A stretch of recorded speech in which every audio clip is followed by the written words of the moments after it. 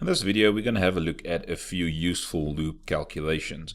So you will see that I created a new project. I created a package called com.example.calculations, and then I created 4 different Java files. So how do you create a Java file again? I just right click and say new, and then you go to Java class. So right click new Java class, and then you create your new class. So I created a class for input validation, running totals, sentinel values, and user control loops. So we're going to go through every one of them. First one, input validation, and then some running totals or user controlled loop, then running totals, and then sentinel values. So for all of them, I just created the public static void main method there. You can see all of them has just got the main method, and we will start coding from there. So the first example that we're going to have a look at is input validation. So we're validating the input that the user will give us. So in this case, we're just going to ask the user for a specific question. So I'm going to have a string to get whatever the user types.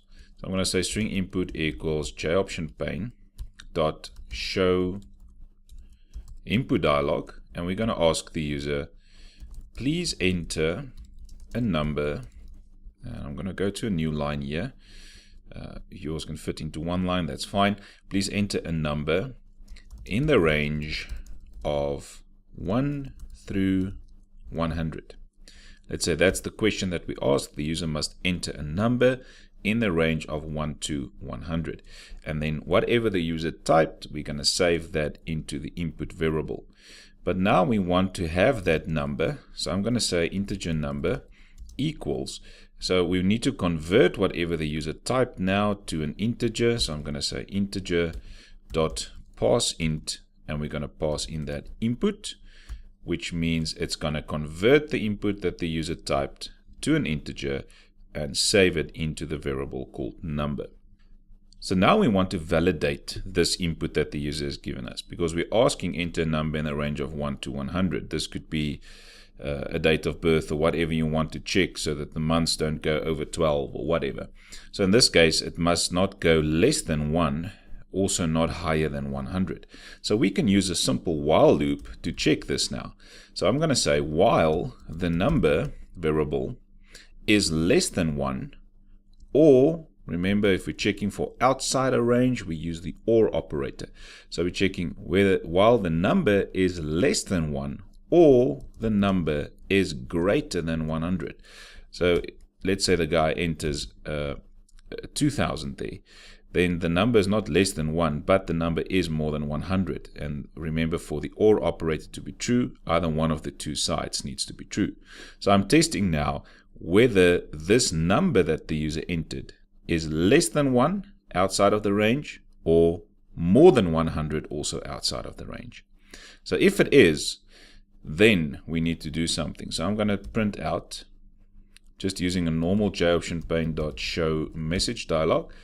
Let's say null there for the first argument, and we'll say something like that number is, just go to a new line again, that number is not valid. And then directly after that, we're going to have the user enter that same thing again. So we're going to ask the user again, please enter a number from 1 to 100. We're not going to declare the variable again, but just use it.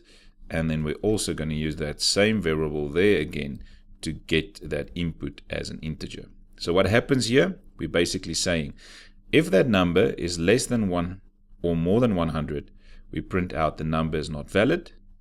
And then we ask the user, please enter a number in the range of 1 through 100. He enters it, we convert it again to a number, and then the loop runs again. It tests again. Is that number less than 1 or greater than 100? If it's again outside of the range, we will say again the number is not valid, and please enter new value. Can you see it's working the same as an if statement by testing? But now we're testing it over and over and over again until the user gives us the number that we actually want, which is a number in the range of 1 to 100. Okay, so let's look at the loop control variable here. Can you see this is the loop control variable? The number variable is initialized to whatever the user's input is. So that's the loop control variable. It's been initialized. Then we test the loop control variable. There's number again. and then somewhere we must change the loop control variable again. So here we get a new input again, we're changing the value and then testing again to make sure that we do not get into an infinite loop. So let's test out this program quickly. Okay, so now it asks, please enter a number in the range of 1 to 100. So let's say 101. It says that number is not valid. Please enter a number in the range of 1 to 100. Let's say 200. Still bigger than 100. That number is not valid. Can you see it will keep on popping up this J option pane? Keep on asking me. That's because we're in a loop now. It will keep on asking me until I give the correct number. So if I put a 0 there, which is less than 1, it's also not valid, and it asks me again. But if I type the value of 50 now, that is a number between 1 and 100, and the loop will exit. Nothing else will happen. So after the loop, we can just say joptionPane.show message dialog. Let's say null there. Correct.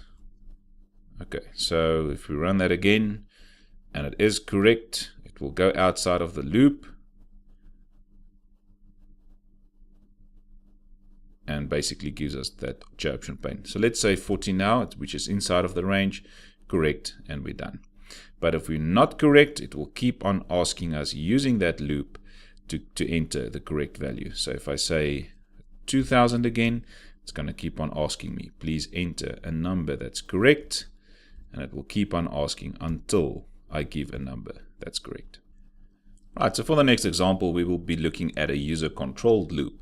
So the input validation example that we just did is actually also a user-controlled loop, because the loop runs basically how many times the user chose to not enter the valid number. But this one is a bit more direct to user-controlled loops. So this is basically how we ask the user to say, okay, how many times do you want this loop to run? And then we run the loop that specific number of times. So this is a user-controlled loop. So I'm just going to use a simple example, and I'm going to use a maximum value, and we're going to ask the maximum value from the user. So I'm going to use a J option pane, let's say string input again, input, and get the input from the user. So we're going to say J option pane dot show input dialog, get input from the user. And now what do we want to ask the user? So for this example, we're just basically going to ask the user, how high should I go? So we ask the user to type a number there, and we're going to square the number. How should I go to square the number? How high should I go to square the number? Okay, so that's basically the input. And now the maximum value we will set to let's just convert that one, integer.parseInt, and we're going to convert that integer value, or that string value, to an integer. So now we have the maximum value to say how high should we go in squaring numbers. Now for this example, I'm just going to use a normal system out print line to print out the results. I'm going to have something like number at the top, and then let's put some 1, 2, maybe 3 tabs there, and then I'm going to have number squared. So we're going to have the number and the number squared printed out to the screen. So let's just have a system out print line there again, and we will just have a line there to underline that part, and then we'll have our for loop. Now remember, for a for loop, we basically use a for loop if you know exactly how many times to execute the for loop. Do we know how many times to execute the for loop? Yes, it's that max value. So we want to execute, let's say the user say, I want to go as high as 5, which means I want to print out 1 squared, 2 squared, 3 squared, 4 squared, and 5 squared. Okay, so that also makes a difference on where do I start my for loop. So my for loop will obviously start at 1. So I'm going to say integer, and let's call it I, and that's the number that we want to square. So maybe let's call it number, equals 1 instead of 0 in the previous examples, because we want to have not 0 squared, but 1 squared, 2 squared, and so forth. And then I'm going to go to number less than or equal to the maximum value. So that's how many times I want to run this thing, and then we need to say number plus plus. So we're going to start off at 1 and then check if the number is less than the maximum value. So let's say the user enters here.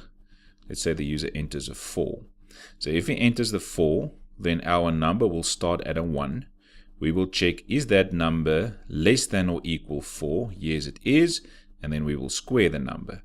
Then we increment the number, make it 1 more. So then number becomes 2 and we square the 2. Then number becomes a 3 and we square the 3. And when it gets to 4, is the number less than or equal 4? Yes, it is. So it will square 4 as well. But then when we go to 5, 5 is not less than or equal the 4, and then it will stop running. So that's essentially what we want to do here. So I'm just going to print out here number. Sorry, that's without double quotation marks. It's whatever is in the number at that stage. Remember, the user maybe typed a 4, so right at the beginning that number, the maximum value would be 4, but the number starts at 1 and then gets incremented the whole time. So that number we're going to use plus, and now to simulate those tabs that I used there, you can just use a backslash T and a backslash T again. That's 2 tabs. So let's try 3 tabs there as well. And then after that, we'll have number squared. So it's number times number. And that will be the number. So let's see how this one prints out now. I'm going to run it. I'm going to ask the user, okay, please enter. Okay, sorry, that one is still running, the input validation one. So let's click the run button there. We run the user controlled loop. How high should I go? Let's say 4. And you can see there's the number and the number squared. So let's make a bit more tabs there. 1 more tab. Let's see again.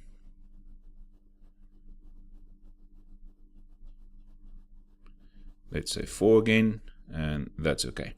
So we've got the number 1, 2, 3, and 4. And the number squared is 1 squared, 2 squared, 3 squared, and 4 squared. Okay, so this is just a user control loop where we ask the user basically, how many times do we want to use or to run the loop? And I'm using that value as the maximum value in my loop as the value that I need to test for. And now we know, well, while that number is less than that one, we will keep on executing. So we know exactly how many times we want to run this. So if I wanted to run this loop also 4 times again, I could have started at 0 there, but 0 squared is not a value that we want. And then if I start at 0, I must leave out the equal sign there. So that's another way of doing it. And then I must add 1 to the number the whole time. So this is a better way of just saying, let's start at 1, but then we include the equal sign there in order to run it that amount of times that the user said we should run it.